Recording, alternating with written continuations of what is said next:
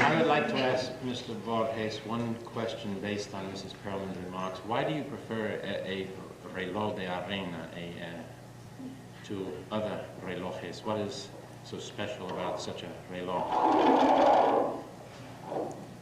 Well, I suppose the fact of the shape of its being, let's say, interconnected with myths, and then also the fact of its being a silent watch, or clock, I mean to say. I suppose, and then, well, I suppose that's that.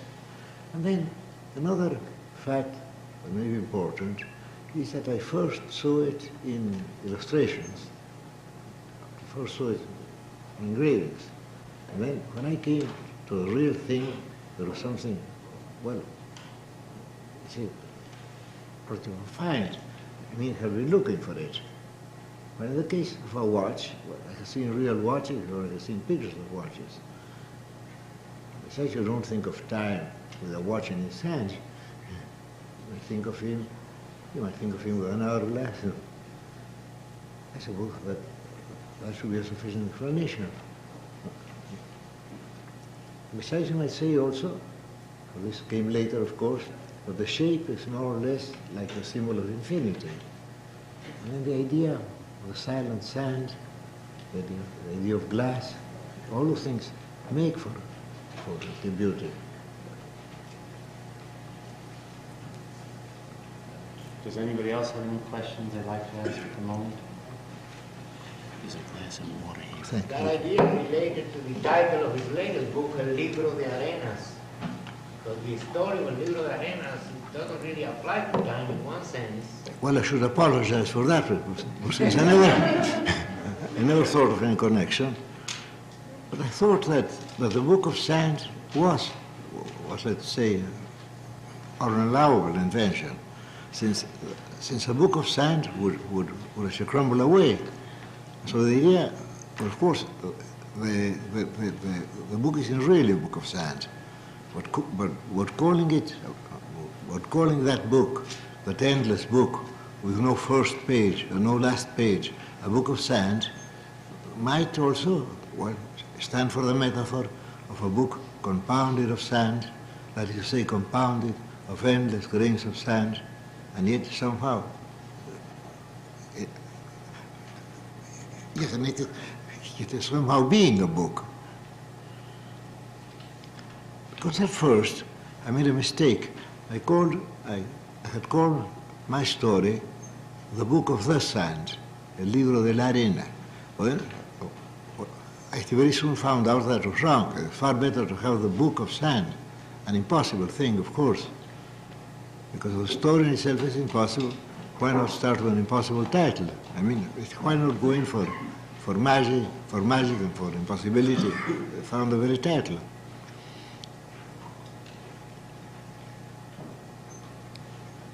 You go to the microphone, please, and Mr. Saylor will turn it on for you. Yesterday, Mr. Borges, you mentioned Carlyle's study of the French Revolution in connection with some of your thinking. And I've been wondering since then whether you have read Carlyle's Sartor Resartus. Yes, of course I have. And I think I have evolved. It's a great part of my work from that book. Because Carlyle, instead of writing on the philosophy of clothes, Carlyle invented a German philosopher who had written Die Kleider, ihr Werden und Wirken, and then as he, it merely gave extracts from that imaginary book. He called his book Sartor Resartus, or I think the translation was on the tailor patched. And I have done that a great many times. There are some stories of mine, it has some plots that would have been of impossible execution. I knew at least that I couldn't write them. For example, a story called The Approach to Al-Mu'tasim, and perhaps the idea of the others of them. And then I thought that it would be far more fun and far easier to to pretend that the book had already been written, and then to write something about that imaginary book, and maybe, well, to quote a few paragraphs from the imaginary book. But that idea came to me through a very powerful, a very fiery, and also smoky book called Sartor Resartus. That was the first book by Carlyle I ever read. Then I went on to the others. I think I've read most of Carlyle's books. When I read him, I was greatly impressed by him. Now today, I do not think I could put up with that too thunderous style. but he did very finely. And I suppose Unamuno's style may he attributed partially to Carlyle. So Carlyle did it better, I think. I mean, Unamuno did it in a rather dull way, while Carlyle, of course, he did it, I think, in a more thunderous and fiery style, which after all was what he was after. But in the case of Unamuno is apt to be merely clumsy. While I don't think Carlyle is clumsy. He was aiming at writing in a rough-hewn style, and he achieved it, perhaps to some real dissatisfaction. For example, Matthew Arnold had no use for Carlyle's style, and so Stevenson had no use for his style either. But still, he wrote that particular style. Now he said that his master was Jean-Paul Richter. But I have read Jean-Paul Richter, and though there may be some likeness, let's say, in the syntax, in the coining of compound words, yet when the effect is wholly different. Because when you read Jean-Paul Richter, you're reading a very quiet, very dreamy, sometimes very long-winded book. Well, when you read Carlyle, you get the impression of a passion, of a fire making its way through what we will call the smoke. Yes, I owe a great deal to Carlyle. I suppose I owe a great deal to every writer I've read, and even to writers I may not have read, which will come to be through tradition, through the fact that other people have read them. And the language, of course, is in itself a tradition. I mean, for example, I know very little of Spanish literature, but since I'm writing in the Spanish language, I'm an inheritor of a certain tradition, though I may not be aware of it, or though I may not be interested in it. I mean, if you're writing inside a language, so to say, then you are within a tradition.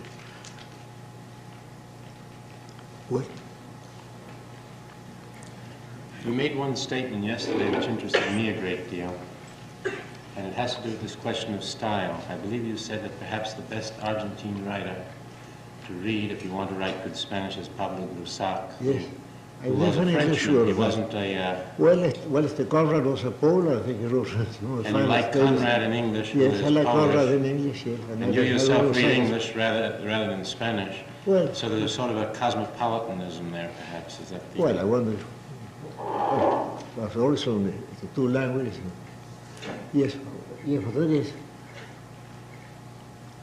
But of course, Grusac wrote a very fine Spanish because he was a friend of Daudet, because he was a reader of Flaubert, because he was writing within a certain fine economical tradition, or tradition of economy. While in Spanish, you rarely get that tradition, because you get a tradition of rambling or a tradition of, well, people write with Latin or going for purple patches. But of course, what Grusac was doing was quite new, had never been attempted in Spanish. But of course he did that because really he was writing French in Spanish. Even as I suppose Quevedo was writing Latin in Spanish, Borges was writing Latin in Spanish also, and perhaps Cervantes Italian in Spanish. I mean, the literatures have to be renewed, and they have to be renewed from other literatures who in that sense may be from Spanish. The whole process is reciprocal, I should say. What would you think of say, Azorín and against that rather, what you call rather like a bombastic style of the 19th century? Yeah, if at the same time, Azorín simply cut the thing down. He made it cut and dry, but he achieved no particular beauty.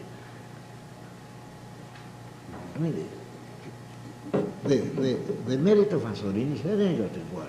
He's not being bombastic, was not being particularly interesting or impressive. And since that kind of thing has been done far better, well, in many other languages, that what Pasolini did was merely a personal reaction. Well, that confers it to no virtue whatever on his style. Well, it's merely cotton dry, I should say. Cotton dry, that, rather, yes, and dry, I should say. And he had no ideas whatever. He would expound nothing, and nothing whatever to say. He was intellectually a very poor man. Azorín, like Groussac, concentrated a great deal on the French language and Yes, literature. of course What he would be did. the difference between the two then?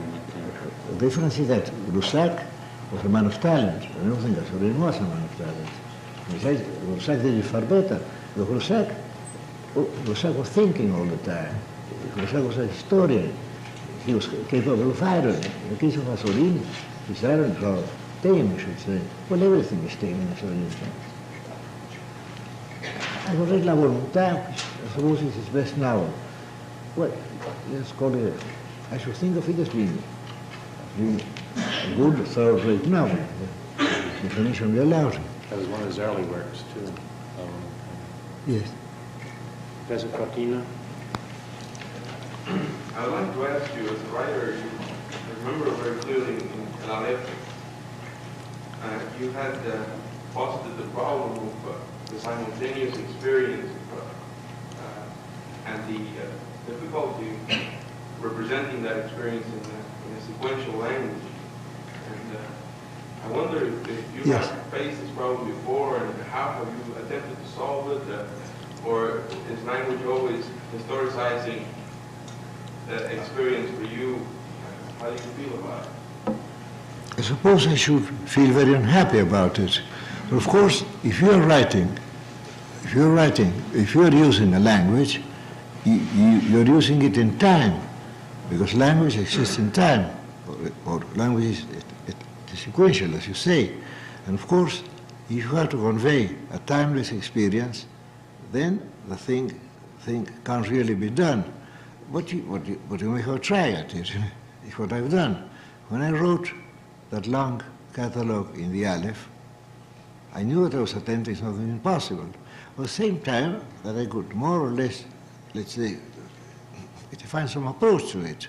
Of course, the thing is impossible, since language is in time, since in language, I mean, a word comes after another and before another, while in the timeless experience, there is no before and after. You only have not an everlasting now, because you're not God, but you have a now. And even in reality, the now is slipping away all the time. It doesn't stay. In fact, I'm not sure whether the now exists. It may be an abstraction for all I know. It may be an invention. Because we're sure that the past exists, and suppose we're sure that the future exists. But so the now is so tiny, such an atom, I wonder whether we can allow it to exist. Unless we think of the present as in a sense overlapping the future and the past. But that is hardly what we call the present. I think... I was going to ask, do you Yes. feel any affinity to the mystics, therefore? I mean, Well, I have only had two mystic experiences in my life, two mystical experiences. And I have tried to write them down. They're to be found in a poem of mine and in a prose piece of mine. But I don't suppose they were important. They were important to me since those were the two imperfect glimpses of the timeless I have been allowed in a long lifetime. Well, I suppose that what you say is right. The thing can't be done in language, because language is in time, because language is a sequence, because a sentence is a sequence. So it can only be done by way of hints, of metaphors, that is to say, can only be done in a very sketchy and imperfect way.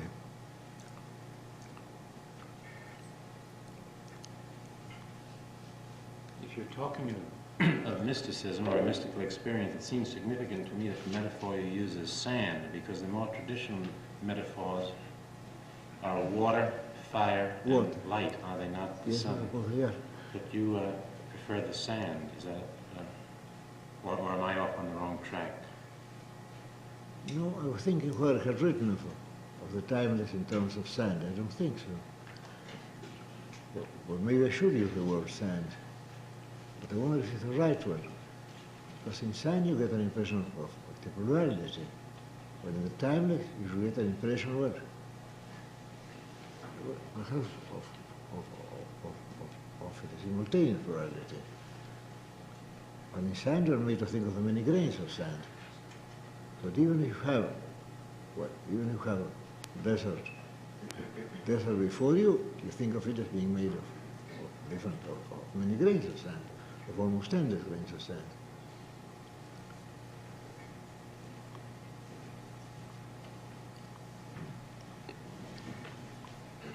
Professor Borges, you have expressed a tremendous liking for Edgar Allan Poe. Yes. And some of your stories have been said to derive in some way from Well, I hope so. detective pattern. Yes, I hope so. Poe started. No, the style, well, go on, sir. Is he the only detective writer you like, or do you have liked others in your youth and still enjoyed them? Well, as far as detective literature goes, I think that it is obvious that Edgar Allan Poe invented the whole thing. I mean, had it not been for him, there would be no detective literature. Because after all, he invented the whole thing. He invented, let us say, all the essential tricks. You get them in the murders in the Rue Morgue, in the Purloined Letter, in The Thou Art the Man, the murder of Marie Roger.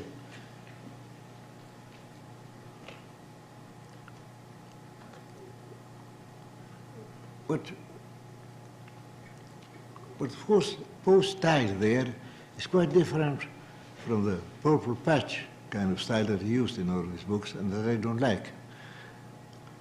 Now, of course, I think that after Poe invented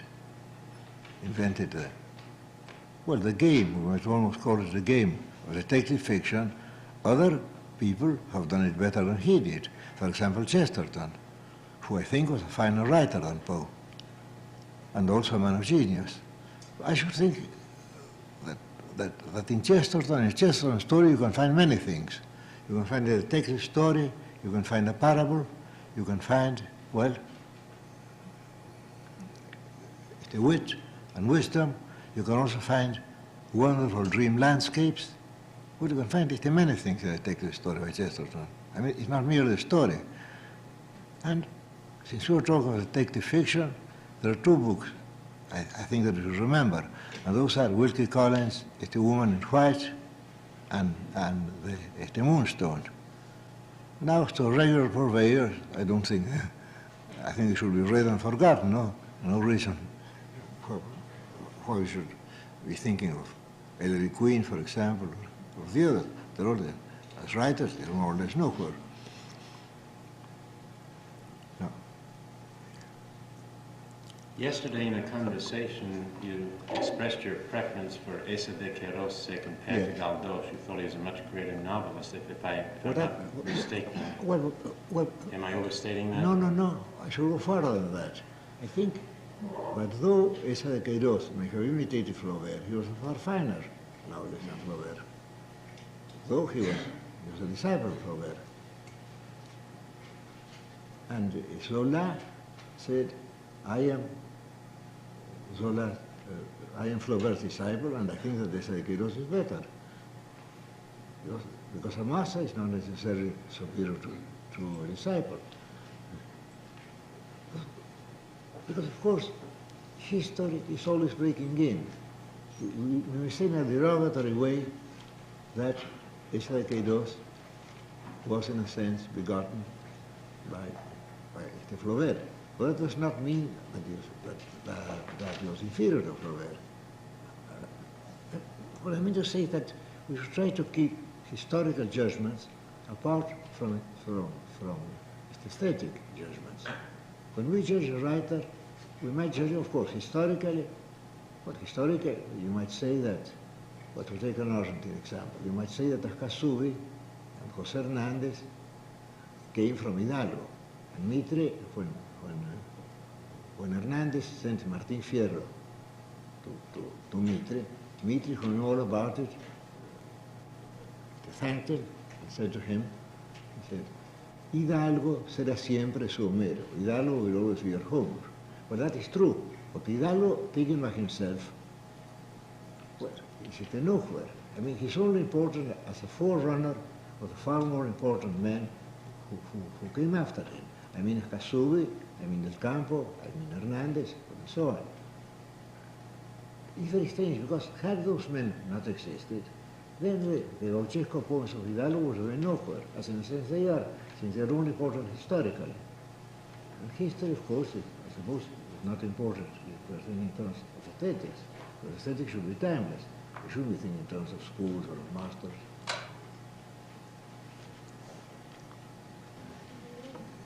Well, first, I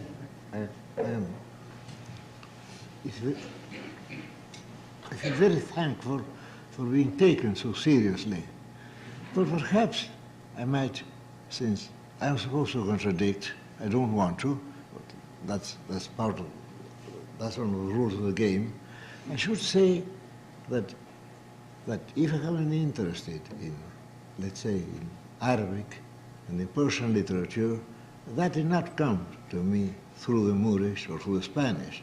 That came to me from Fitzgerald's Omar Khayyam, from Edward William Lane's Arabian Nights, from Captain Burton's Book of the Thousand Nights and a Night, and through other readings done mainly in English.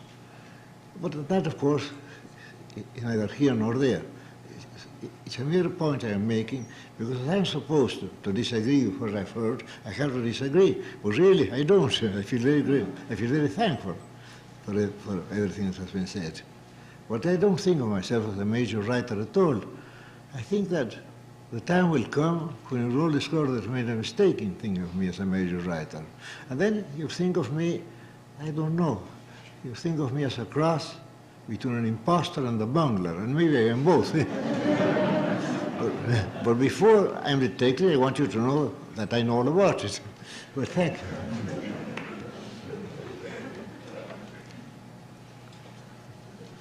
I'd like to ask you a question about the comic, the sauce of the comic. I believe that Baudelaire sees a satanic sauce. Bergson sees it in a rigidity and an elasticity. Would you tell us something about the comic, perhaps, in literature, your attitude towards it?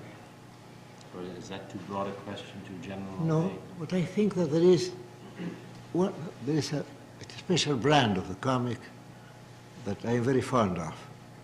And that would be not the fact that Bergson has it of somebody falling down, because after all, those things are not funny except to children or to uncultured men. But I think that the comic is to be found chiefly intellectually. For example, when the physician is asked why opium makes men go to sleep, then he answers, quia virtutem dormitivam habit, that kind of thing. Or when, for example, Sterne speaks of a man who was so thorough that he personally went to the barbers to be shaved. But I find the comic in those things. Or in Mark Twain, or in Macedonio Fernandez, or in Quevedo. I think that what I really see, what I really find comic are, let us say, theological mistakes. And so I think that in a sense, Lewis Carroll was, well, perhaps not a comic writer, but a humorous writer. Of course, humor is better, because the comic seems to be somehow, well, things something physical about it I don't like. For example, let us say we take such a character as Charlie Chaplin. Well, I don't find him funny personally. Of course, I find Chaplin too sentimental. I mean, he's always in the center of the picture. He allows, he's the only character in his films. He's playing for pity all the time. He wants to be pitied, and that I think is awful. No man should want to be pitied. But Charlie Chaplin thought that he needed pity, and then he was involving himself in physical scrapes. Now, physical scrape is not funny. The fact of a man falling down, or of a man being, a man being beaten, those things were not funny. And Cervantes thought those things funny when he wrote the first part of Don Quixote, so inferior to a second, because there he went in for that kind of thing. He thought the fact of a man thinking, well, an inn was a castle, or of a man being beaten, or a man falling off his horse, he thought those things were funny. But 9 years afterwards, or 10 years afterwards, when he wrote the second part, the admirable second part, he was a sadder and a wiser man. He knew those things were not funny, really. And then, when we get that, the wonderful second part of Don Quixote, where all those physical misadventures are left out to the comfort of the reader, of course. But I have no personal theory to offer on humor. We have attempted it, but generally try to attempt it by way of, let's say, of sophism, of logical blunders, I should say, not of physical blunders. While we're on this question of humor, I was going to ask you if you ever intend to write an autobiography, and I'll tell you why. It seems to me that in writing an autobiography, there are perhaps two basic kinds. One would be like that of Anthony Trollope, perhaps, which is dead serious and a great work of art. And the other is the sort of Horatian chuckling at yourself, like Graham Greene or Somerset Maugham or somebody like that. And I gather that you would more or less chuckle at yourself. Is that correct, or yes, am I mistaken? Yes, but I don't suppose I'll ever write an autobiography. I'm not important enough to have a book written about me. I won't do that. And besides, remember what Mark Twain said. He said, no man can tell the truth about himself, because the moment he sets pen on paper, he begins to lie. And he added, no man can help telling the truth about himself, since even if he's lying, the reader feels that he's lying. And I suppose that in a sense, everything I'm writing is autobiographical. I wonder if I'm really allowed an invention. I suppose not. So I suppose that when I'm writing a poet, when I'm evolving a metaphor, when I'm telling a tale that supposedly happens in Persia or in the slums of Buenos Aires 70 years ago, I'm really writing in an autobiographical way. Well, I suppose the only way a man can write is that. And you can see, I think that should be clear, because if a man writes a long novel, then if he wants the character to be alive, he must make himself into the character, or the character should be himself. If not, the book can't be done. You take such a book as Sinclair Lewis's Babbage. That, of course, is done in a spirit of mockery. But as the book goes on, since Babbage had to be alive and not merely be subject of mockery, then Babbage had to be Sinclair Lewis. I suppose that Babbage is full of the confessions of Sinclair Lewis, because he goes in for very intimate things that were only to be known to him. So suppose every writer who writes a long book makes himself into the hero of the book, and so is writing in an autobiographical way. Now, to other autobiographies that many have greatly admired, for example, a very strange one, the autobiography of Stuart Mill, a very fine one, because there he does not go in for confidences. And I suppose you don't need that, because in order to know somebody, you don't have to know many things about him, you have to know him. Or, for example, Edward Gibbon's autobiography, a very fine one also. And he wasn't being effusive or too confidential. I suppose in real life, we don't know people through facts about them. We know them, I should say, in a rather mysterious way. I mean, when we meet somebody, we know whether that man is a friend, whether he's a foe, whether he's indifferent to us. And I suppose that that happens in a book. We may like a writer and yet not think him too clever or too inventive or too wise, but somehow we are aware of him. I suppose that is what happens in the case of Charles Lamb. We all love Lamb, and yet we will be hard put to it, had we to put our finger and say, well, this is why we like Lamb. We like the works of Lamb because we like Charles Lamb. And of course, Charles Lamb is given to us through his works and through his words. I think that one of the great mistakes of Joyce, well, of course, he was a man of genius, he could afford to make mistakes. One of the great mistakes of Joyce was in thinking that we should know Stephen Dedalus and Mr. Leopold Bloom by giving us thousands of information, of facts concerning them. Really, we don't know them. I think that we know any character in Dickens far better, and yet that character may be immortal in a paragraph. Suppose that when we read Hamlet, we get a sense of Yorick, and yet Yorick has a lifetime of, I should say, 15 lines, and that's it sufficient. And in the case of Alonso Quijano, I suppose we know him, and yet we're told very little concerning him. We know nothing, for example, of his boyhood, of his youth. We only know about that moment when he began reading and buying books, and then the madness that came over him. And then, well, we were watching him all the time, but we were not told many things about him. Cervantes knew that information really makes for nothing. I suppose I might be allowed to quote Eliot, not one of the poets I most admire. Where is the wisdom we have lost in knowledge? Where is the knowledge we have lost in information? I think information is wrong. Information should be left to encyclopedias, to handbooks. Why should we? Why should we? It's the general memories of information. For example, I will give another case. There are intimate friends of mine about whose lives I know very little.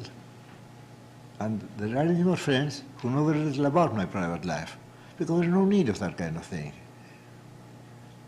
All that, I mean, if you're asking questions, you make yourself disagreeable. I suppose if you know somebody, you don't need information about him. You know him. I mean, you know the essential thing about him. You get the gist of him.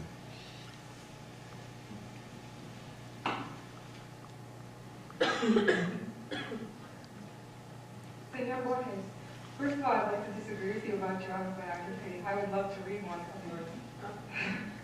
Well, what I wonder if I'll ever attempt it, because I may go in for being sentimental.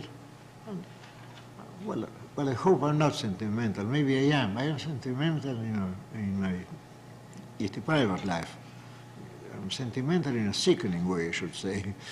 It makes me, I don't like it, but I can't help it. Well, perhaps if I wrote an autobiography, I might go in for anecdotes. That would do me no good either. Besides, I couldn't be interested in the book long enough. Now, of course, what might be done, and maybe I will attempt that, is to write an autobiography, not of my real life, but of the life that I should like to have lived. And then, of course, I would be allowed free lying, and that might make a fine book. I suppose all people who write autobiographies have done that. They have really been recreating their lives. Remember what Yeats said when people said that they shouldn't have changed his poems. And then he wrote in saying, "It is myself that I remake." I suppose if one writes an autobiography, one is changing the past. Of course, one is changing the past all the time. The past is, well, it easily changes. It's after all, it's compounded of memories only. I would like to know what idea caused you to write Calsur, and if it was based on any real experience. Yes, I think that story is autobiographical in two ways. Firstly, I had the accident described at the beginning of the story. You can feel the bumps on my head if you care to. Well, I had the accident. And then secondly, the man was was yearning for let's say, for death on the plains. And in a sense, I have always been yearning for that. Since I come from a military family, since I felt that I have been cheated out of a military fate, or a soldier's fate. So that story is autobiographical in two ways. The first part is, let's say, it's an exact account of what happened to me. Of course, some names are changed, and that man, the man in my story, has some German blood, I have English blood. My people had the estancia to the north of the province.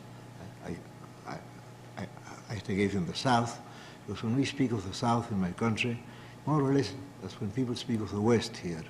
You're made to think of wide, open spaces. But besides the word sur is better than the word norte. It's a one-syllable word. It rings out better. And then all that dream of his might be, in a sense, my dream. Because the idea of dying in a stand-up fight with a knife that you're unable, that you don't know how to handle, there is nothing heroic about that. So the story is, in a double sense, autobiographical. The first half is an account, rather cut and dried account of a personal experience of mine. And the second part of the story, the essential part, stands for a dream that seems to come to me over and over again. The idea that after all, my forefathers fought, that they fell, while I am only allowed to be a man of letters. Well, I suppose being a man of letters is also something. You shouldn't quarrel with my destiny.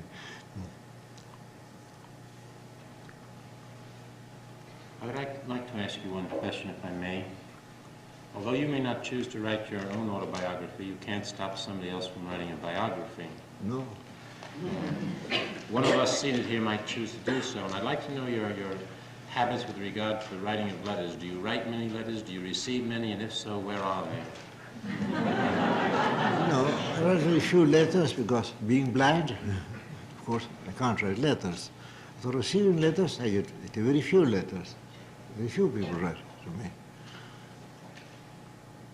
So I suppose an autobiography might be written by someone who knew me.